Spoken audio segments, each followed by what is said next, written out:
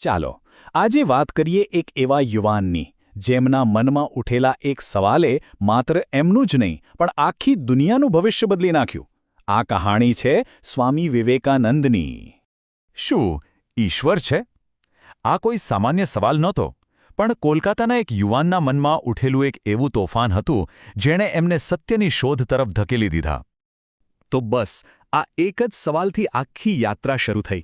ચાલો આપણે એમના શરૂઆતના જીવનમાં થોડું ડોક્યું કરીએ અને જોઈએ કે આ જિજ્ઞાસા એમને ક્યાં લઈ ગઈ.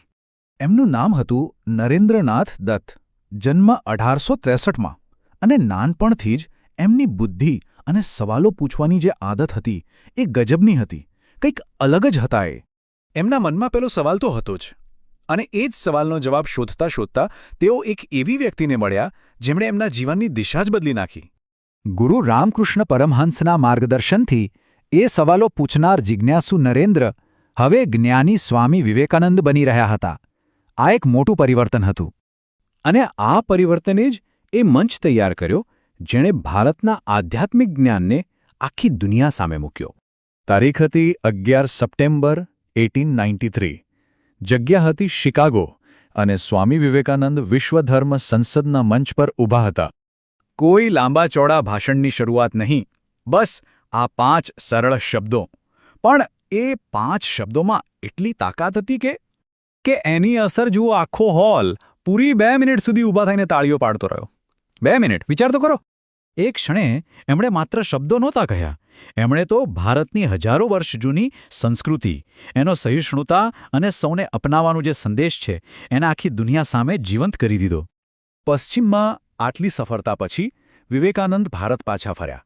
પણ હવે એમની પાસે એકદમ સ્પષ્ટ ધ્યેય હતું. પોતાના દેશના લોકો માટે કંઈક કરવાનું હતું, કર્મ દ્વારા. એમણે પોતાના વિચારોને માત્ર પુસ્તકોમાં સીમિત ન રાખ્યા, એને જમીન પર ઉતાર્યા. સમાજ સેવા માટે બનાવ્યું રામકૃષ્ણ મિશન અને આધ્યાત્મિક કેન્દ્ર તરીકે સ્થાપ્યો બેલુર મઠ.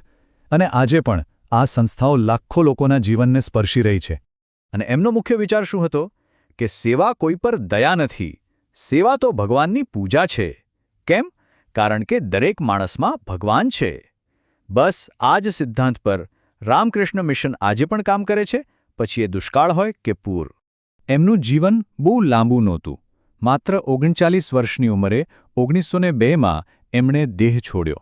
પણ એમના વિચારો આજે પણ એટલા જ જીવંત અને પ્રેરણાદાયક છે. એમનો પહેલો અને સૌથી શક્તિશાળી સંદેશ, ઉઠો, જાગો અને જ્યાં સુધી તમારું લક્ષ્ય પૂરું ન થાય ત્યાં સુધી અટકો નહીં. એકદમ સીધી વાત છે, કોઈ પણ જાતના બહાના વગર. બીજો મુખ્ય વિચાર જે આપણે હમણાં જ જોયો, માનવ સેવા એ જ પ્રભુ સેવા. એટલે કે આધ્યાત્મિકતા મંદિરમાં બેસીને માળા ફેરવવામાં જ નથી, પણ બીજાની નિસ્વાર્થ સેવામાં છે. અને કદાચ સૌથી અગત્યની વાત, પોતાના પર ભરોસો રાખો. કારણ કે એમનું માનવું હતું કે આપણી અંદર રહેલો આત્મા જ સર્વશક્તિમાન છે. બધી જ શક્તિ આપણી અંદર છે. તો અંતમાં એક સવાલ રહી જાય છે. આજની આ દુનિયામાં જે આટલી જટિલ છે, એમાં વિવેકાનંદના કયા વિચારની આપણને સૌથી વધુ જરૂર છે? શું એ શક્તિ છે, સેવા છે, કે પછી આત્મવિશ્વાસ? કદાચ આ બધાની. એમનો વારસો આજે પણ આપણને સાચો રસ્તો બતાવવા માટે પૂરતો છે.